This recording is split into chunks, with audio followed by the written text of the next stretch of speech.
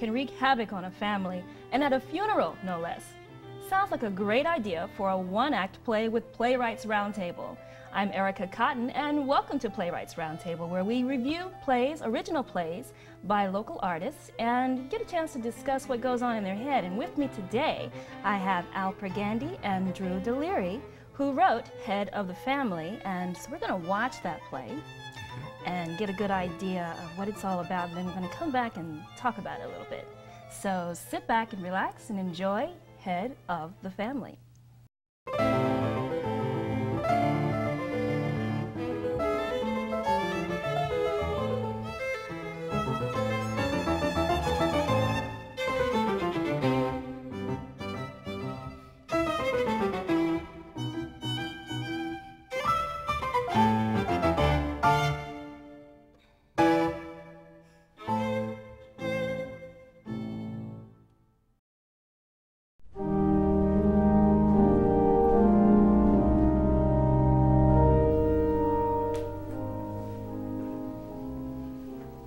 He looks good. Considering. Well, considering. Quite a shock. I didn't even know he was sick. Neither did I. Boom! Just like that. Yeah, just like that. Better than Mom. Or Uncle. Yeah, that's for sure. I guess this is better somehow. At least Dad wasn't in pain. He sure looks good. Considering. You know, he doesn't even look dead. I know. Did you just see him move? No way! But I've got an idea. Let's poke him and make sure. No. Just let him rest in peace. Then we know for sure. I'm so glad you got here so quickly. Hey, for Dad, anything. Was there a will? I don't think so. He said it wasn't worthwhile. Well, he wasn't destitute. No, there's the house to start with, a bit of cash. The car. And the thing. Yeah, the thing. I'm sure everything goes to us. I mean, we're his only family. Yeah, I guess we split it all. The cash, the car. The house. And the thing. So, is the thing important to you? Oh, sure it is. I'm kind of interested myself. Oh, that's a surprise. You didn't want it 20 years ago. Well, that was then. And this is now, right? Hey, life is short. Shorter than short. Still, I think Dad would have wanted me He to have... did! Decades ago. But you didn't. And now I do. I took care of him, and the thing... It's my birthright. It's the only relic that's worth anything in this world. The house. Oh, it's all a pile of junk and everything in it. Missionaries don't make squat in this world. It's all plaques, religious books, cheap mementos. No one wants his crap. Except for the thing.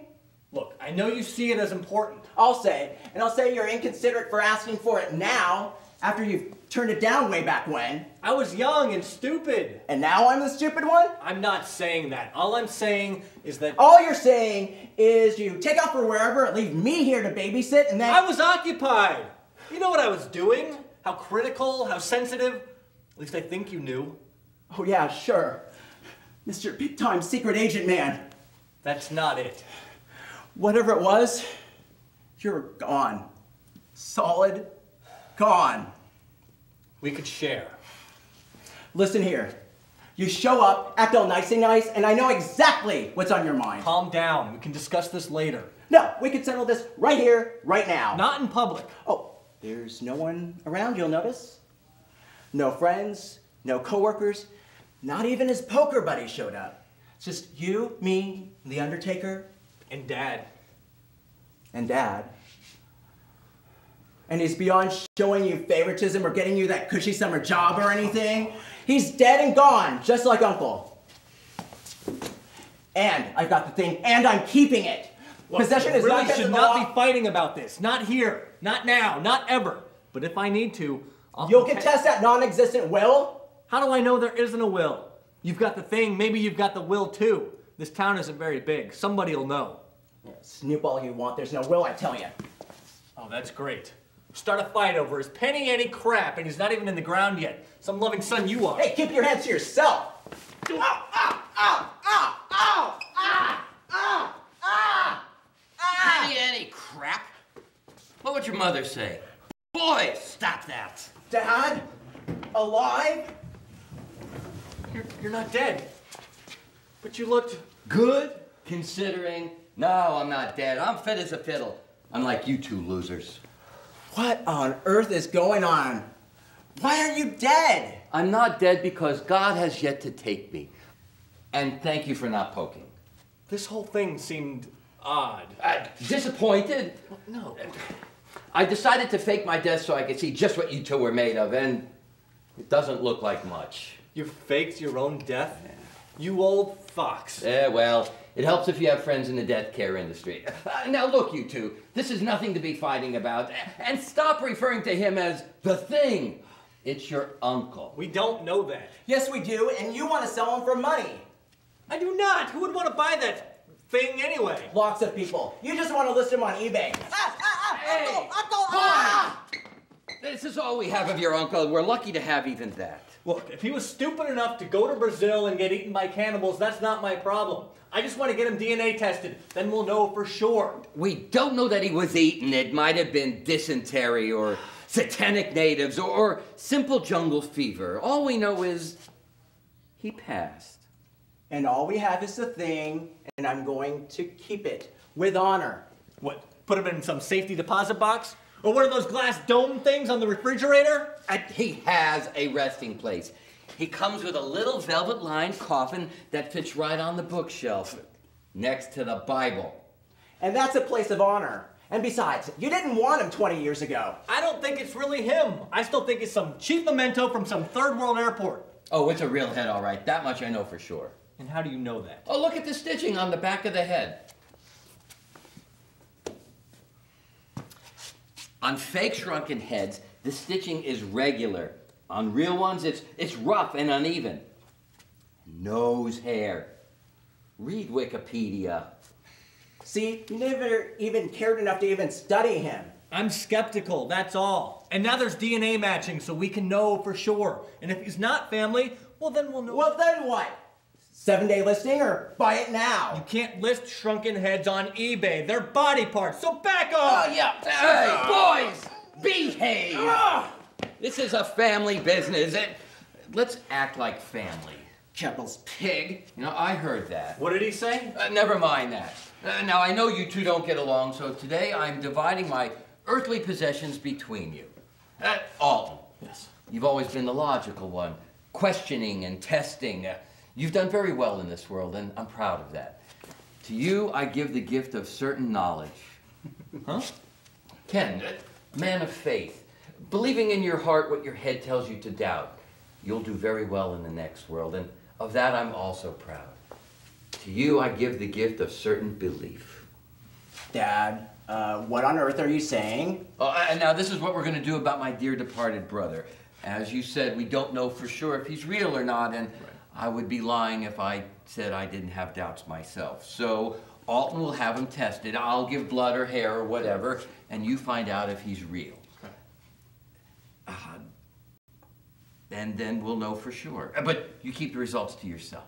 To myself? What do you mean? You don't tell anyone. Not me, not your brother, not anyone. If it's really my brother, you keep that under your hat. And if it's somebody else, you keep that to yourself as well. It's that simple. I don't understand. And after you're done having him tested, you'll know one way or the other. And that's all you deserve. Then you bring him back and you give him to Ken, and you keep your mouth shut about the results. Ken will keep him in memory and honor him and pass him on to his children. And don't worry if the head's real or not. It's his memory, not the corpus that matters. I don't have a child. I don't even have a girlfriend. You know, I've been meaning to ask you about that. You're not... Dad! Of course not. How could you think that? Well, I was pretty sure not, but you never can tell these days. Now get busy.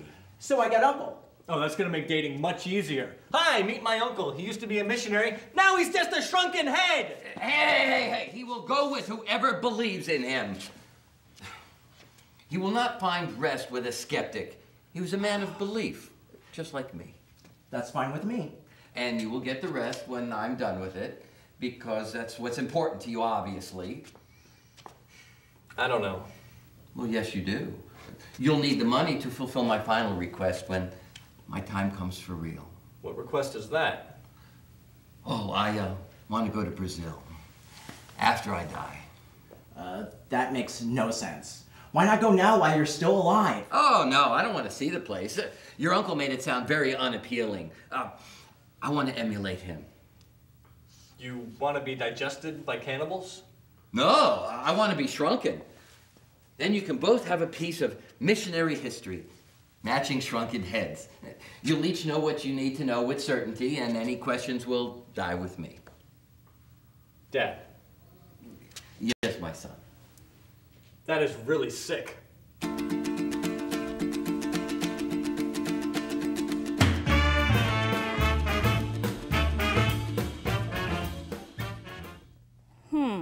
I don't know about possession being 9/10 of the rule. Is that what you said there? 9/10 of the law. 9/10 of the law. Okay, well, if my sister and I were arguing over this, she could have it. After the break, we're going to talk about Head of the Family with Al and Drew and find out a little bit more about the thing, the inspiration behind this thing here. Stay tuned.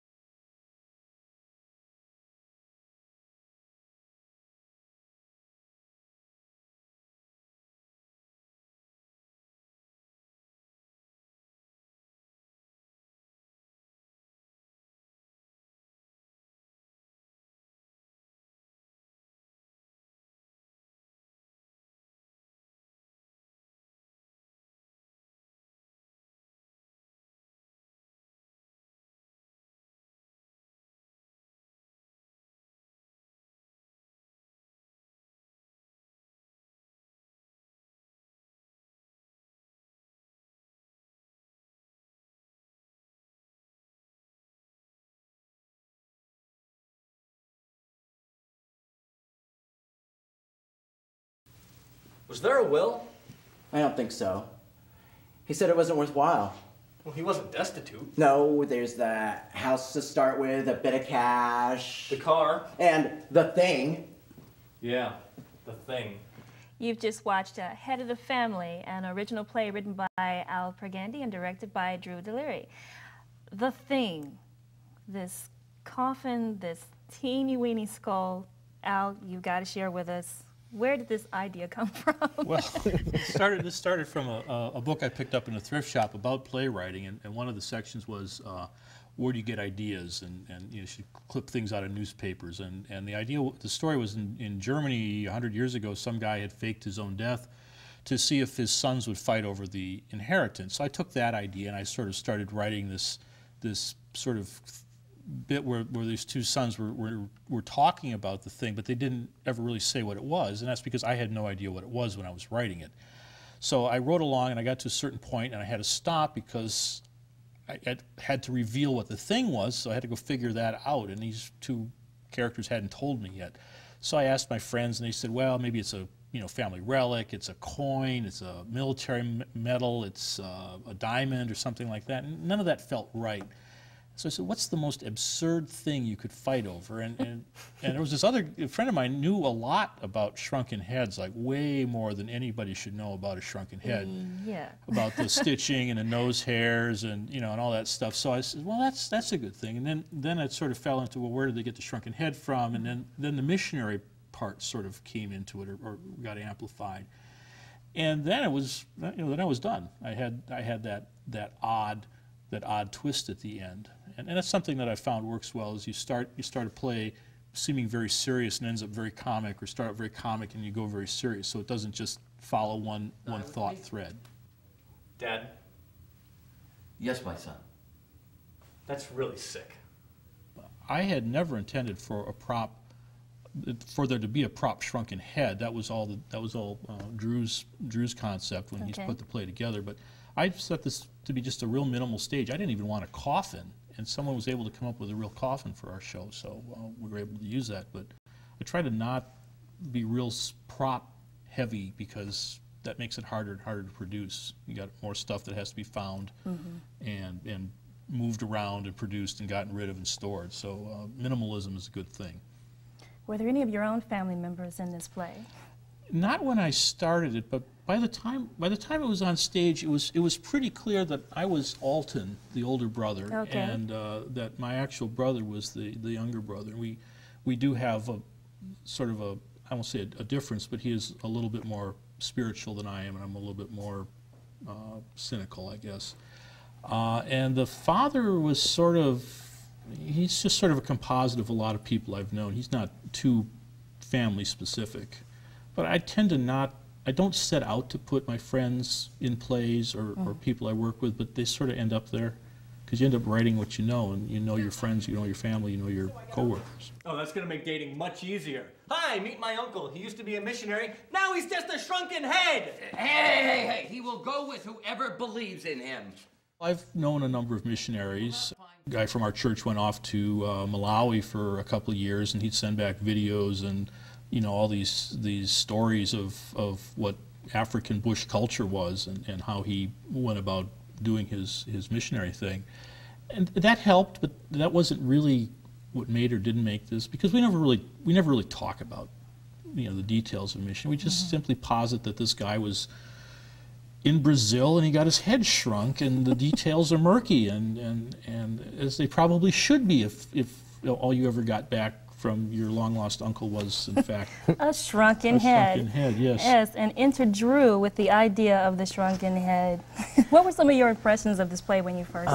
When I read it, the first thing that popped into my mind was what my aunt told me when my mom died.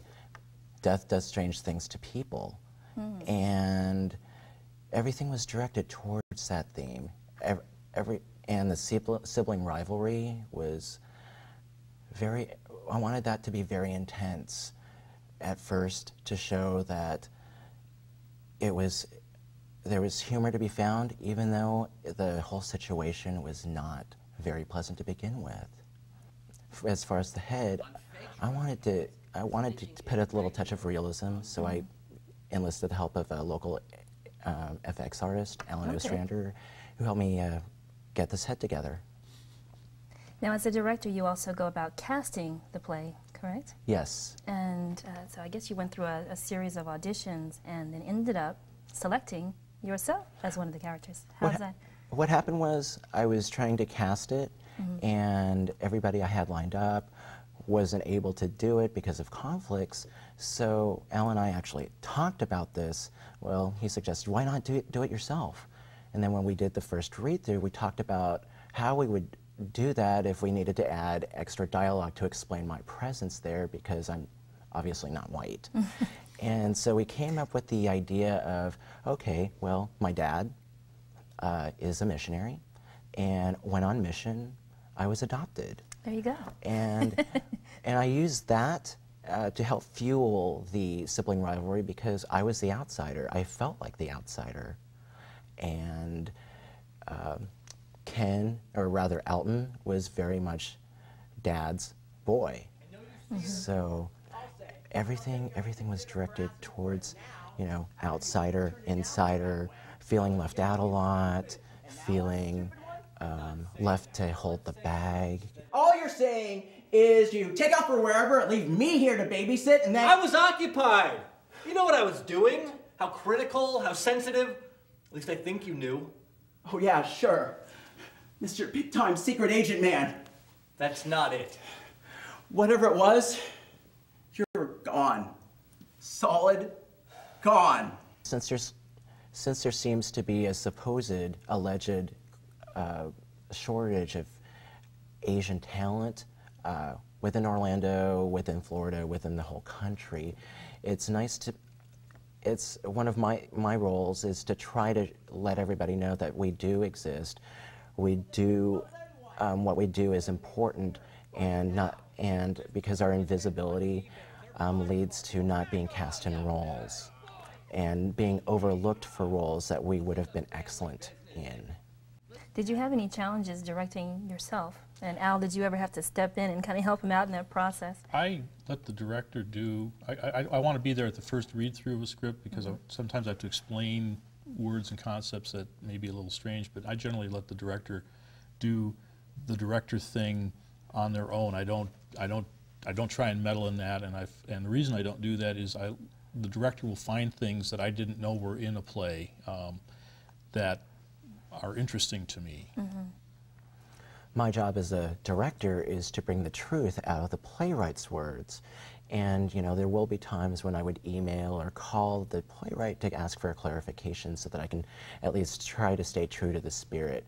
Even though it would be my vision and my direction, I definitely want to feel like the playwright has some say in this as well.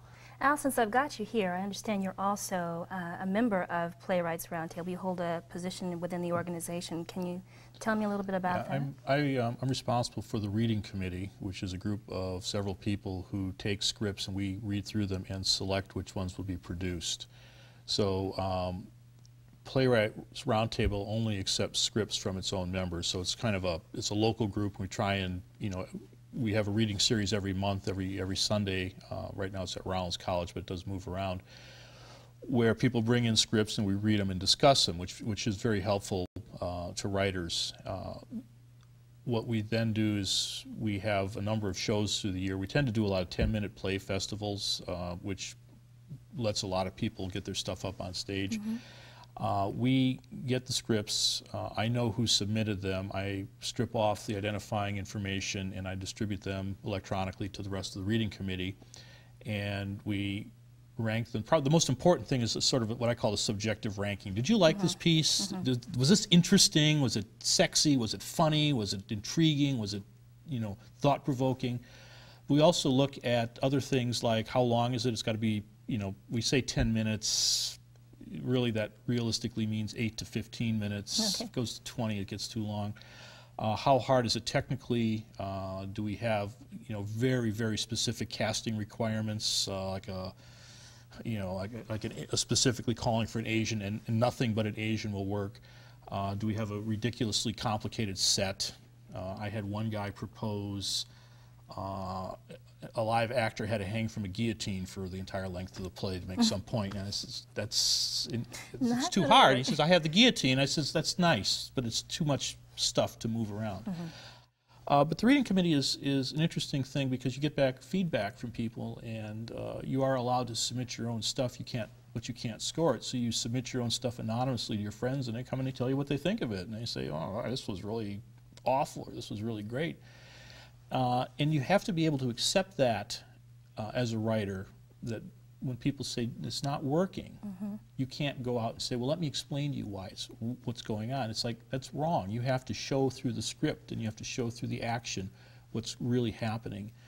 And if you have to explain your script to somebody, then there's something wrong with your script. It's, you know, it's not a collected item that you're going to explain. Like I said, well, let me tell you how I got the head. Exactly. Well, at the end of the program, I will tell our viewers how they can learn more about Playwrights Roundtable, become a member of Playwrights Roundtable. That's possible. Absolutely. Great, great. We're very open to new members, and if you're in the Central Florida area, we can help you become a better writer. And there's also, I guess you have auditions as well. Yes. So there's a season or a period of time where auditions for the plays are also. Right. Okay. And that's generally announced when we're putting a show together. Okay, great. Well, thank you for stopping by our Playwright Roundtable here and talking about Head of the Family. Congratulations on your work, and I look forward to seeing another play at the Playwrights Roundtable very soon. All right. We hope you'll see it. Definitely. Thank you. Thank you for joining us on Playwrights Roundtable. I'm Erica Cotton, and we hope to see you again soon.